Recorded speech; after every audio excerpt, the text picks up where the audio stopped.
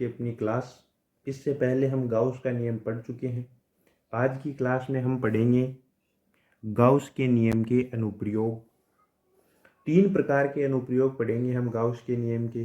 पहले एक बार फिर बता देता हूँ गाउस का नियम होता क्या है। Phi equals to integration E vector dot S vector equals to summation q upon epsilon. ये आप पढ़ चुके हैं और अब इस क्लास में और इससे अगली वाली क्लास में हम गाउस के नियम के अनुप्रयोग पढ़ेंगे, अर्थात इस फॉर्मूले के द्वारा हम किस किस कंडीशन में किस प्रकार से इंटेंसिटी ऑफ इलेक्ट्रिक फील्ड निकाल सकते हैं। नंबर 1 पे बात आती है अनंत रेखीय आवेशित तार के कारण विद्युत क्षेत्र की तीव्रता। अर्थात हमें कंडीशन दी हुई है कि एक हमारा रेखीय वायर है जिसकी लंबाई अनंत है, उसके कारण हमें इंटेंसिटी ऑफ इलेक्ट्रिक फील्ड निकालनी है। नंबर 2 पे आती है पट्टिका के कारण विद्युत क्षेत्र की तीव्रता। पट्टिका मतलब सीट, ठीक। इसमें 2 कंडीशन बनेगी, या तो हो आपकी चालक पट्टिका या हो अचालक पट्टिका। क्लियर। नंबर 3 पे हम पढ़ेंगे गोले के कारण विद्युत क्षेत्र की तीव्रता। इसके अंदर भी आपकी 3 कंडीशन आएंगी। एक तो कि गोलीय कोश के कारण, अर्थात खोखला गोला हो, ठीक।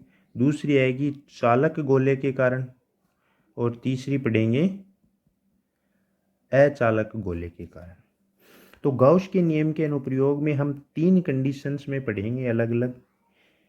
रेखीय आवेश अनंत रेखीय आवेशित तार के कारण विद्युत क्षेत्र की तीव्रता, पट्टिका के कारण विद्युत क्षेत्र की तीव्रता और गोले के कारण विद्युत क्षेत्र की तीव्रता। ठीक है, तो चलिए अब बात करते हैं नंबर 1 अनंत रेखीय आवेशित तार के कारण विद्युत क्षेत्र की तीव्रता की।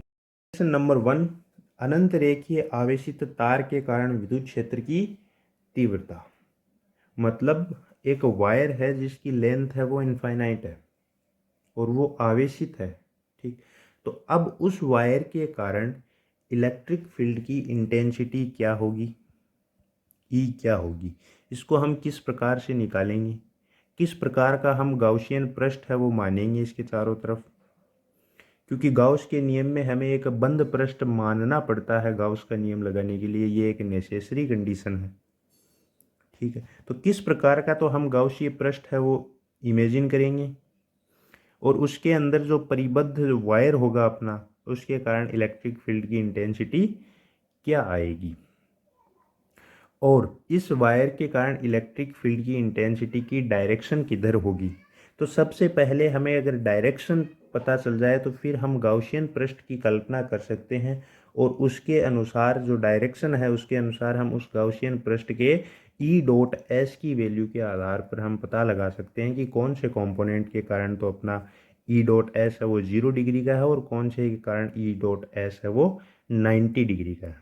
और जहाँ पे सेम डायरेक्शन में होंगे ई और एस, वहाँ से हमें फाई की वैल्यू हमें प्राप्त हो जाएगी, ठीक है। यही तो करते आए हैं। तो चलिए स्टार्ट करते हैं। देखिए अपना वायर ए बी है, इसके कारण हमें इंटेंसिटी ऑफ इलेक्ट्रिक फील्ड निकालना है। तो इस डायरेक्शन में इस डायग्राम में जो डायग्राम नंबर 1 ये है और डायग्राम नंबर 2 ये है। तो 1 नंबर डायग्राम में हमारा काम सिर्फ इतना है कि हम पता लगाएं कि ई की डायरेक्शन है वो वायर की दिशा में है या इसके लंबवत बाहर की तरफ, जिसे हम त्रिज्य दिशा बोलते हैं। क्या पता लगाना है कि ई की डायरेक्शन है वो इधर है या ई की डायरेक्शन है वो इधर है। तो चलिए स्टार्ट करते हैं। हमने इस वायर पर एक पॉइंट ओ लिया है जिससे आर दूरी पर हमारा पॉइंट पी स्थित है और हमें इस पर इंटेंसिटी ऑफ इलेक्ट्रिक फील्ड निकालना है, मान लीजिए, ठीक है। तो पता चल गया आपको इस पी पर हमें विद्युत क्षेत्र की तीव्रता निकालनी है, ठीक। अब देखिए इस पॉइंट ओ से समान लंबाई एल पर दोनों तरफ हम अल्पांश लेते हैं। ये अल्पांश A1 है अपना और ये अल्पांश A2 है। तो A1 अल्पांश के कारण इस पॉइंट P पर इलेक्ट्रिक फील्ड की डायरेक्शन है वो ये वाली हो गई DE1 वेक्टर, और A2 के कारण होगी वो क्या होगी, ये आपकी इस डायरेक्शन में हो गया E2 वेक्टर। इतना समझ में आ गया। अब चलिए हम यहीं पे फोकस करेंगे।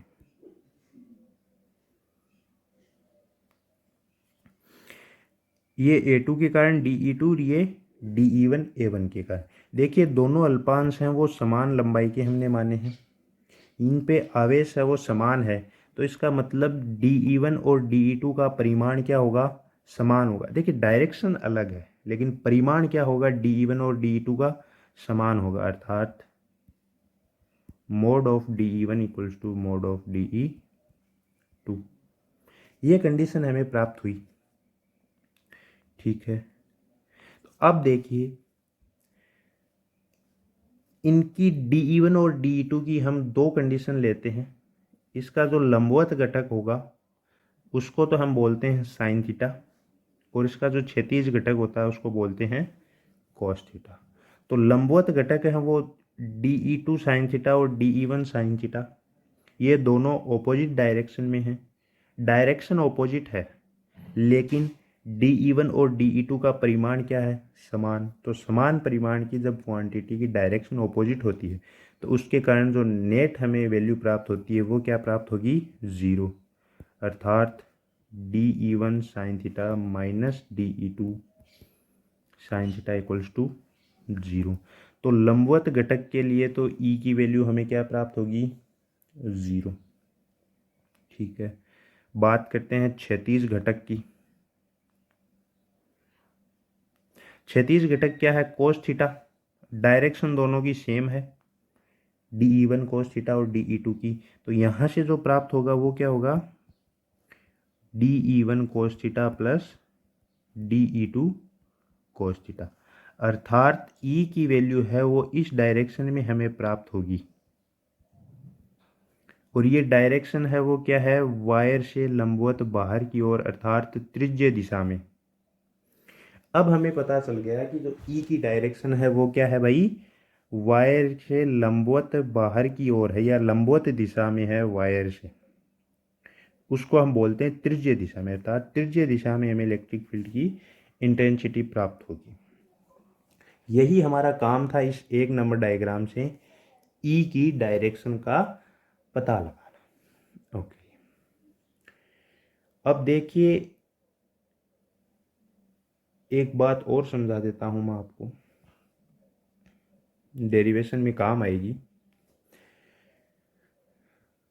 गाउस का नियम होता है phi integration E vector dot S vector बराबर समेशन Q अपॉन अपस्लाइन। अब हमें समेशन Q की वैल्यू पता नहीं है तो हम पहले इसे ही ज्ञात कर लेते हैं ताकि आगे डेरिवेशन में कोई प्रॉब्लम ही नहीं आए। ठीक है, तो देखिए इससे पीछे की क्लास में हम पढ़ा चुके हैं, जहाँ पे रेखीय आवेश वितरण वो पढ़ा था हमने, वहाँ पे हमने एक टर्म बताई थी रेखीय आवेश घनत्व, बताया था क्या होता है, लेमडा बराबर Q अपॉन L, अर्थात L लंबाई के वायर पर जितना चार्ज वितरित है उस चार्ज के अंदर आप उस लंबाई का भाग दे दीजिए तो आपका रेखीय आवेश घनत्व आ जाता है। तो यहाँ से हमें Q की वैल्यू कितनी प्राप्त होगी, समेशन Q बराबर लेमडा L, ये आप ध्यान में रखना। तो समेशन Q की वैल्यू हमें प्राप्त हो गई, E का हमें पता चल गया डायरेक्शन किधर है। तो अब यहाँ से हम क्या लेंगे, अपने गाउस के नियम को लेंगे और एक गाउसियन पृष्ठ मानेंगे, और उस पृष्ठ के आधार पर हम E की वैल्यू डिफाइन करेंगे। तो शुरू करते हैं। मैं इस वैल्यू को साइड में रख देता हूँ ताकि याद रहे। यहाँ पर लिख देता हूँ समेशन Q की वैल्यू हमें कितनी प्राप्त हुई है, लेमडा L। ठीक है, देखिए ये जो अपना डायग्राम है ये, इसमें हमारा गाउसियन पृष्ठ लिया हुआ है जो क्या है, बेलनाकार, ये रहा। देखिए मैं आपको इस डायग्राम में समझाता हूँ। जैसे मान लीजिए ये अपना वायर है, एल लंबाई का वायर ले लिया हमने। तो यहाँ पे हम इसके चारों तरफ है वो एक बेलनाकार बंद पृष्ठ मान लेते हैं, जिसकी लंबाई एल, अर्थात अंदर वायर की लंबाई भी कितनी होगी, एल। इसकी त्रिज्या है आर। ठीक है, तो आर त्रिज्या का हमने एक बेलनाकार पृष्ठ मान लिया, क्योंकि हमें आर दूरी पर ही इलेक्ट्रिक फील्ड की इंटेंसिटी निकालनी। ठीक, यही काम हमने यहाँ पे किया है। अब हम यहीं पे ही समझ लेते हैं।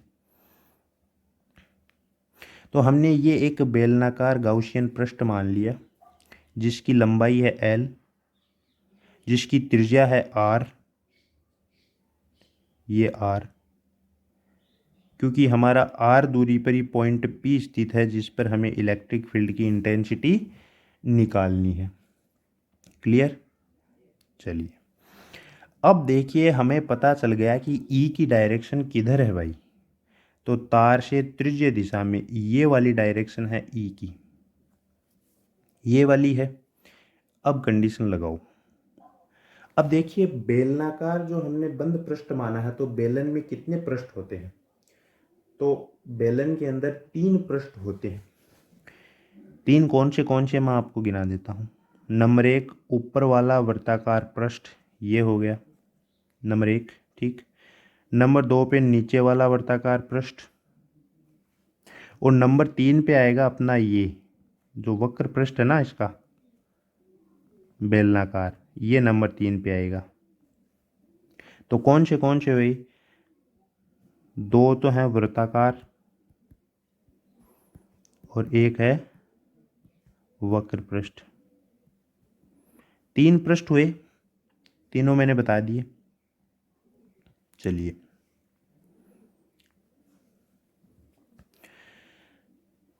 अब गाउस का नियम लगाने का टाइम आ गया। तीनों पृष्ठ बता दिए। बात करते हैं हम पहले ऊपर वाले पृष्ठ की। इसके कारण तो समेशन S1 पृष्ठ लिया हमने, सॉरी इंटीग्रेशन S1 ई vector dot ds vector, plus बात करते हैं अपन पृष्ठ नंबर 2 की, S2 की, तो इंटीग्रेशन S2 ई वेक्टर डॉट ds वेक्टर। अब बात करते हैं इस वक्र पृष्ठ की, तो S3 E vector dot ds vector बराबर summation q upon epsilon naught. Summation q की वैल्यू क्या है? लैम्डा dl, तो यहाँ पे रख दो, तो lambda l upon epsilon naught आ गई। चलिए,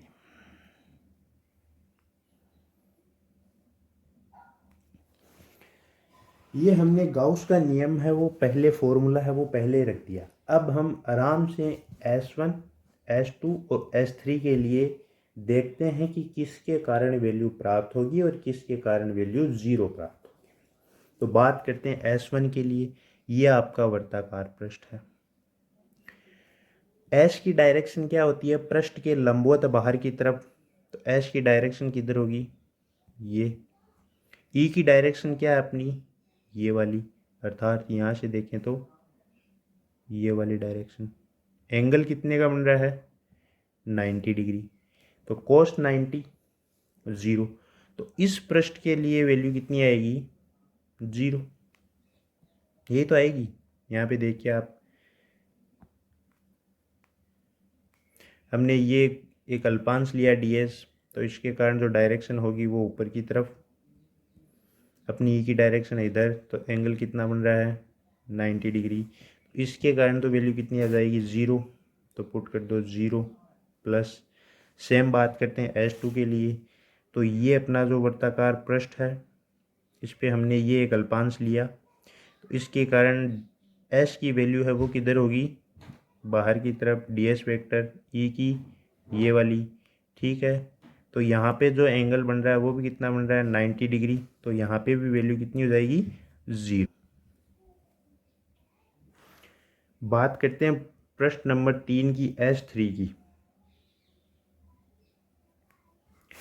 देखिए S3 अपना वक्र पृष्ठ है, यहाँ पे पॉइंट P है, तो इस पे इलेक्ट्रिक फील्ड की डायरेक्शन भी किधर है, इस दिशा में। और यहाँ पे जो हमने ये अल्पांश लिया है, जिसके कारण इसकी डायरेक्शन भी क्या होगी, लंबवत बाहर की तरफ ds वेक्टर। तो दोनों की डायरेक्शन क्या है, सेम। यहाँ पे जो एंगल बन रहा है वो 0 डिग्री। ठीक है, ये देखिए E की डायरेक्शन भी इधर ही है और ds की डायरेक्शन भी इधर ही है, तो सेम डायरेक्शन है, तो कोस की वैल्यू 0, कोस की वैल्यू 0 की वैल्यू 1। तो यहाँ से हमें जो वैल्यू प्राप्त होगी वो ई डॉट ds प्राप्त होगी। ठीक, तो अब हम यहाँ पे लिख देते हैं S1 के लिए हमें क्या कंडीशन प्राप्त हुई, ई ds कोस 90 डिग्री। S2 इसके लिए भी ई ds कोस 90 डिग्री। S3 के लिए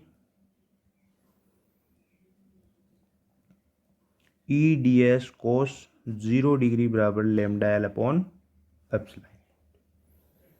क्लियर। अब देखिए 90 90 वाले 0, तो 0 प्लस 0 प्लस S3 कोस 0 की वैल्यू 1, तो E ds equals to lambda L upon epsilon not.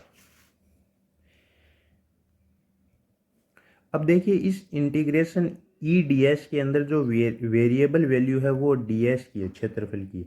ई तो सभी बिंदुओं पर समान होगा उस वक्र पृष्ठ के, तो ई को तो बाहर ले लीजिए, तो E integration s ds lambda L upon epsilon naught. हमें ds का जो इंटीग्रेशन करना है, अब ds यहाँ पे क्या है, देखिए इस कंडीशन के लिए ds है वो क्या है, इस वक्र पृष्ठ का क्षेत्रफल है, यही तो है। अब मैथमेटिक्स में चलिए थोड़ा, बेलन के वक्र पृष्ठ का क्षेत्रफल कितना होता है, तो आपने पढ़ा होगा 2πr/h, यही पढ़ा है ना। r है वो बेलन की त्रिज्या है, h है वो बेलन की ऊंचाई है। तो यहाँ पे त्रिज्या तो हमारी r ही है, ऊंचाई हमने क्या ले रखी है, l। तो यहाँ से जो हमारा बेलन का जो वक्र पृष्ठ का क्षेत्रफल है वो क्या होगा, 2πr/l। देखिए ये ds है, केवल ds, ये तो हमारा एक अल्पांश है, ठीक है, लेकिन टोटल वक्र पृष्ठ का क्षेत्रफल कितना होगा, 2πr/l। तो इंटीग्रेशन ऑफ ds की वैल्यू हमें क्या प्राप्त होगी, 2πr/l। ठीक, ये वैल्यू हमें वहां पे पुट करनी है, तो चलिए ds की वैल्यू पुट करो, e into 2πr/l equals to lambda L upon epsilon naught. इसको आप उधर लेके जाइए, E बराबर लैम्डा 2π/0r/l, ऊपर l था, l से l अपना कैंसिल, तो यहाँ से जो E की वैल्यू प्राप्त हुई वो क्या है, लैम्डा अपॉन 2π/0r। तो रेखीय जो अनंत रेखीय आवेशित तार था उसके कारण गाउस के नियम से हमें जो इंटेंसिटी ऑफ इलेक्ट्रिक फील्ड प्राप्त हुआ वो क्या हुआ, लैम्डा अपॉन 2π/0r। यहाँ पे लैम्डा आपको पता है रेखीय आवेश घनत्व है, r है वो उस बेलनाकार पृष्ठ की त्रिज्या है। ठीक है, तो E की वैल्यू हमें गाउस के नियम से प्राप्त हो गई और यही अपना पहला अनुप्रयोग था। अब देखिए इसके दो वैल्यू प्राप्त हुई, जहाँ पे हमें इस फॉर्मूले से पता चल रहा है कि E है वो प्रोपोर्शनल है लैम्डा के और E है वो इन्वर्सली प्रोपोर्शनल है R के।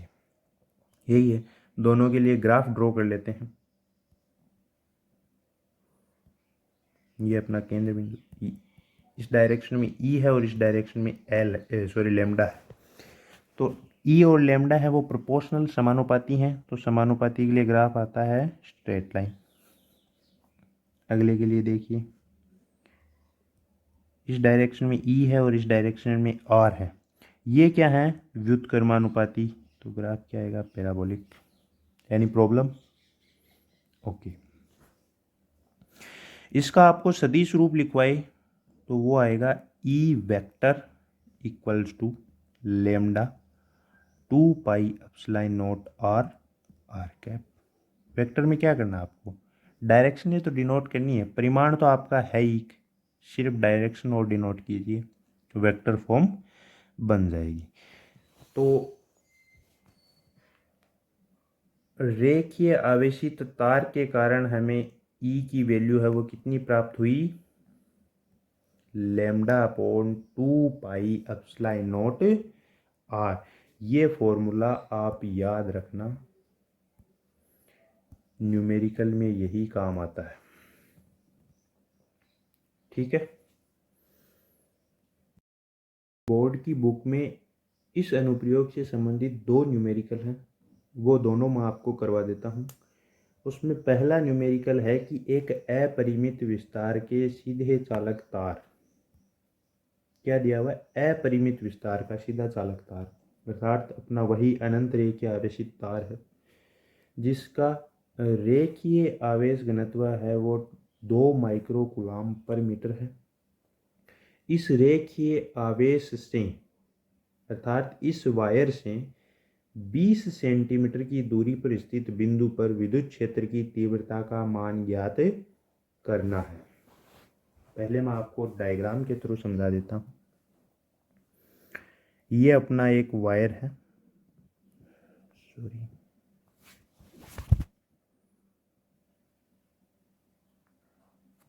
ये वायर है, ठीक है। इससे हमें 20 सेंटीमीटर की दूरी, 20 सेंटीमीटर का मतलब 20 गुणा 10 की पावर -2 मीटर, तो 20 सेंटीमीटर की दूरी पर हमें विद्युत क्षेत्र की तीव्रता ज्ञात करनी है। तो 20 सेंटीमीटर की दूरी पर हमने मान लिया ये अपना पॉइंट है एक, इस पर हमें electric intensity of electric field ज्ञात करना। अब हम इसके चारों तरफ वही अपना बेलनाकार गाउसियन पृष्ठ खींचेंगे, क्योंकि उसके बिना तो हमारा काम हो ही नहीं सकता, गाउसियन पृष्ठ के बगैर तो।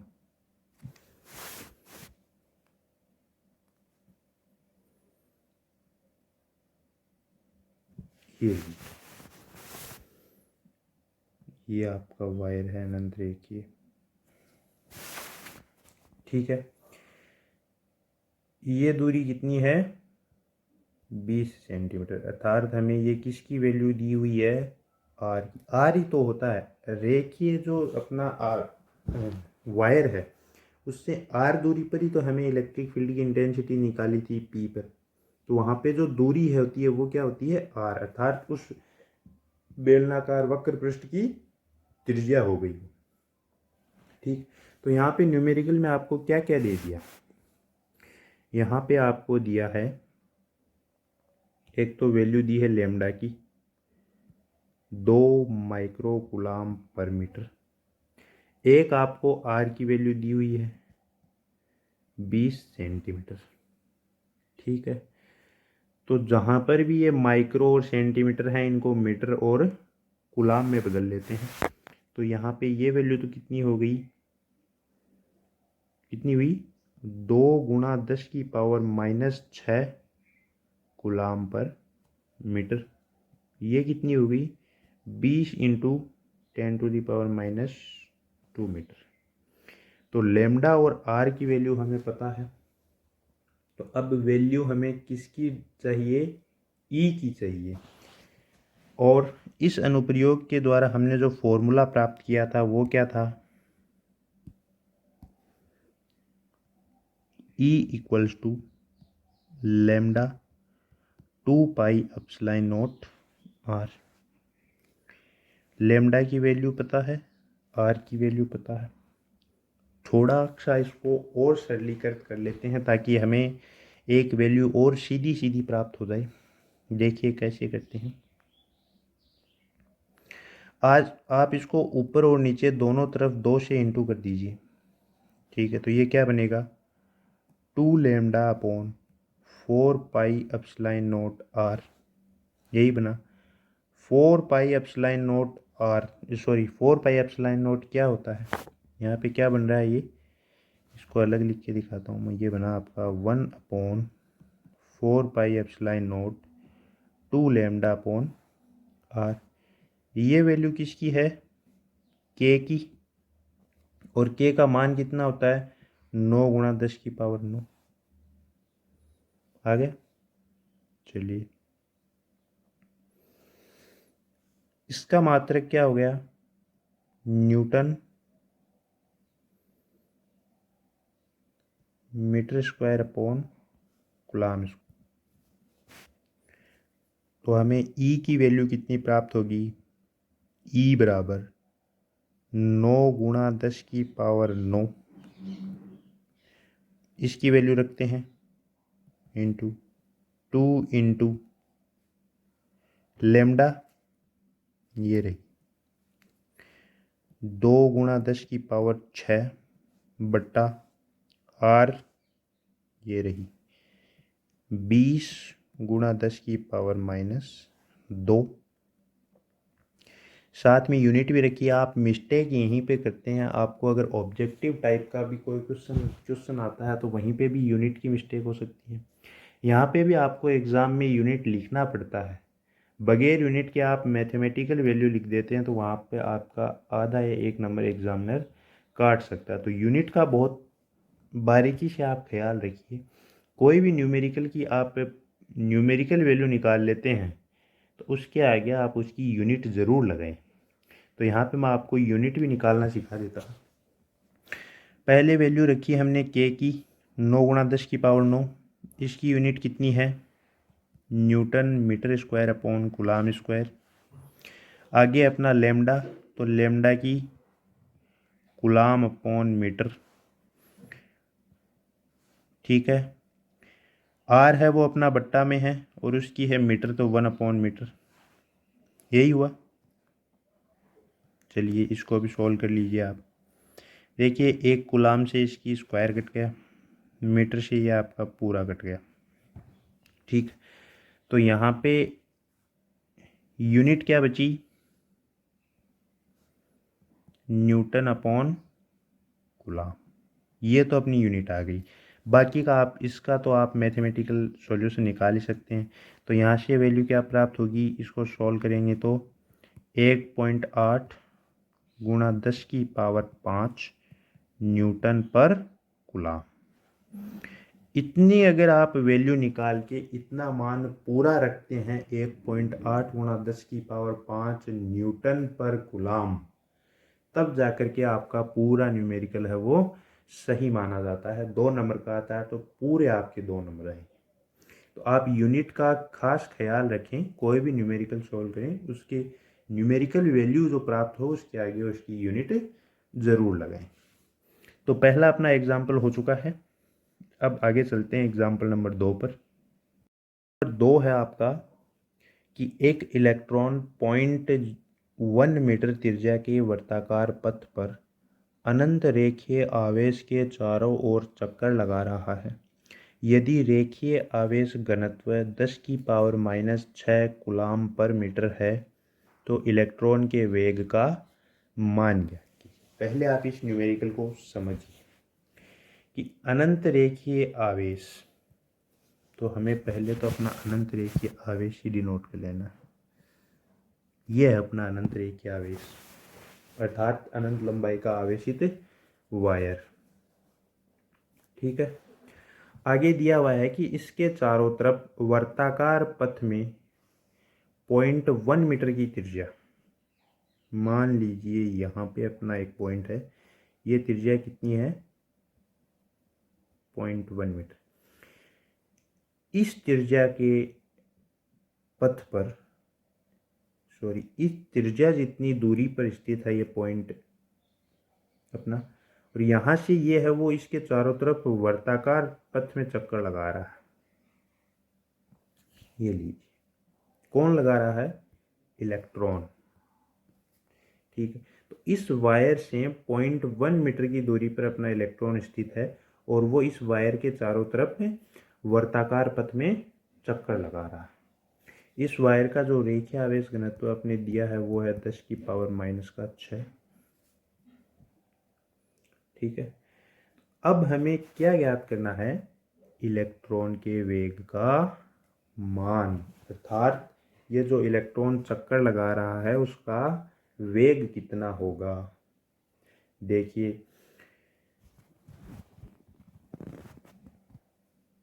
ये जो अपना रेखीय आवेश है अर्थात ये जो वायर है, इसके कारण इस इलेक्ट्रॉन पर विद्युत बल कितना होगा, electric force.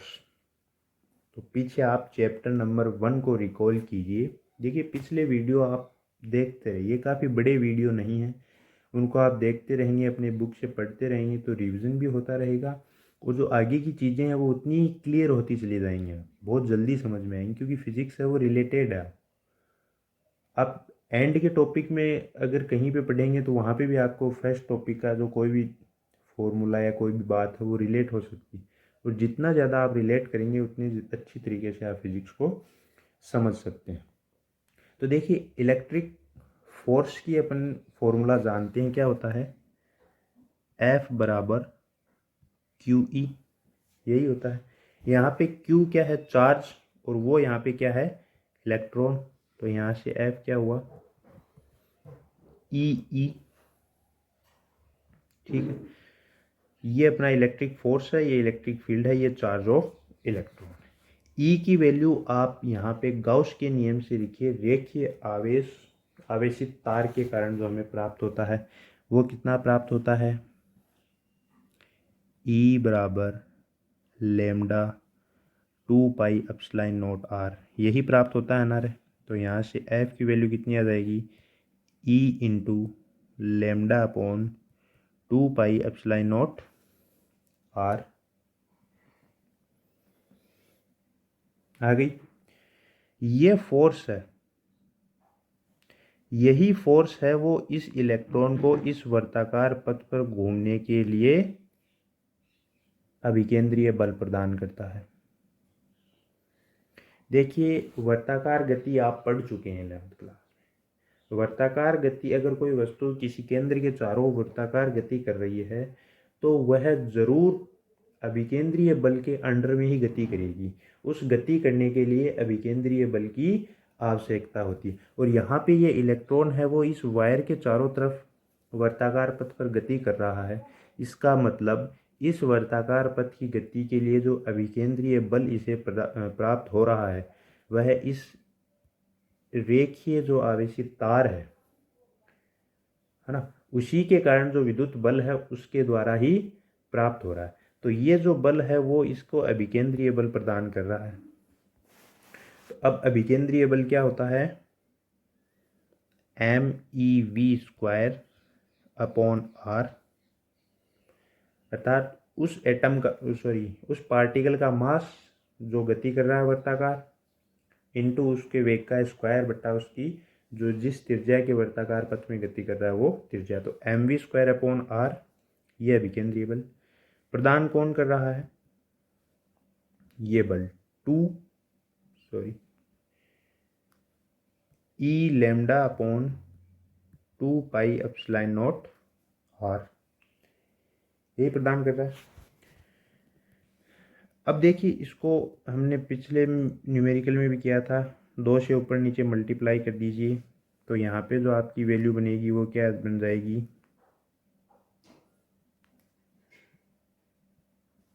2e lambda upon 4πε0r। देखिए, यहाँ पे हमने न्यूमेरिकल में क्या पूछा है? इलेक्ट्रॉन का वेग, वेग की टर्म आ रही है, ये रही। ठीक है, इसको आप एक साइड में ले लीजिए, बाकी सबको एक साइड में लेकर के न्यूमेरिकल जो इसकी वैल्यू दी हुई उसको पुट कीजिए और आपको न्यूमेरिकल वैल्यू इसकी प्राप्त हो जाएगी, कितने वेग से ये वर्ताकार पथ पर गति कर रहा है। तो v² बराबर 2e lambda 4πε0r into r upon m e। R का तो मेट्रिक क्लोज हो गया भाई, ये लो, अरे हो गया, यहाँ से वैल्यू पुट करो, 2 सॉरी यहाँ से ये बने अपना 1/4 pi into 2e lambda upon m e, यही बना। अब इसकी वैल्यू पुट करो, इसकी वैल्यू 9 गुणा 10 की पावर 9 इंटू 2, ई की वैल्यू कितनी होती है? Charge of electron 1.6 10⁻⁻19 into lambda की वैल्यू हमें कितनी दी हुई है? 10 की पावर -6 बट्टा एम। मास ऑफ इलेक्ट्रॉन कितना होता है? 9.1, लेकिन न्यूमेरिकल में 9 दिया हो तो 9 गुणा 10 की पावर -31, यही दिया हुआ है। ये v² की वैल्यू में प्राप्त होगी। ठीक, इसको आप काटा पीटी करेंगे तो यहाँ से जो v² की वैल्यू प्राप्त होगी वो होगी वैल्यू प्राप्त होगी आपको 32 गुणा 10 की पावर 14। तो v बराबर √32 गुणा 10 की पावर 14। ठीक, तो ये कितना बन जाएगा? ये बनेगा आपका 4√2 गुणा 10 की पावर 7। तो v की न्यूमेरिकल वैल्यू आपके पास आ चुकी है। बात हमारी फिर वहीं पे आ जाती है कि आखिर यूनिट कितनी होगी। निकालते हैं, इसके मात्रक निकालते हैं कितना आता है इस न्यूमेरिकल वैल्यू का, तो वो निकालेंगे हम यहाँ से। ये वैल्यू क्या है? के का क्या होता है? Newton metre square upon coulomb square into E charge तो कूलाम इंटू लेमडा का coulomb per metre into 1/m, M का kg तो 1/kg। कूलाम वाला ख़त्म, 1 मीटर से 1 मीटर ख़त्म, तो यहाँ पे कितना बचा? Newton metre upon kilogram. तो यहाँ पर जो यूनिट आई वो कितनी आ गई? √Newton metre upon kilogram. अरे यही तो आई, क्योंकि यहाँ तक जो वैल्यू आ रही है वो क्या है? Newton metre upon kilogram. यहाँ पे आप स्क्वायर हटा रहे हैं तो इसका रूट आया, तो यहाँ पे यूनिट का भी रूट आएगा। यूनिट का रूट आ गया तो न्यूटन मीटर अपॉन किलोग्राम प्राप्त होगा। इसको और सरल करते हैं तो न्यूटन क्या होता है? Kilogram metre per second square into metre upon kilogram, तो किलोग्राम से किलोग्राम कैंसिल, क्या प्राप्त हुआ? मीटर स्क्वायर सेकंड स्क्वायर, यही प्राप्त हुआ। तो हमें यहाँ पे ये जो वैल्यू प्राप्त हुई है इसको हम क्या लिख सकते हैं? Metre square upon second square. लिखो लिखो लिखो, क्या हुआ? Metre square upon second square. Root करो तो यहाँ पे क्या बचेगा? Metre upon second. ये आपका न्यूमेरिकल अब पूर्ण रूप से सही तरीके से सॉल्व हो चुका है।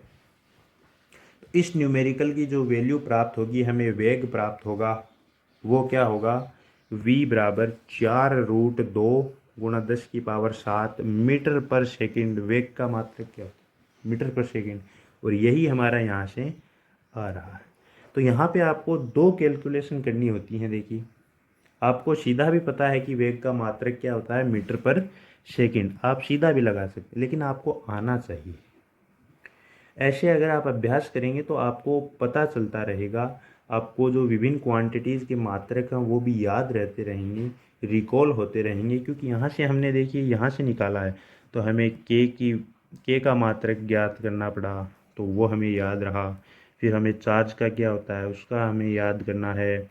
फिर हमारा जो रेखीय आवेश घनत्व है उसका क्या होता है वो हमें याद करना है। द्रव्यमान का क्या होता है वो याद करना है। इनको कैसे गुणा करना है, कैसे भाग देना है।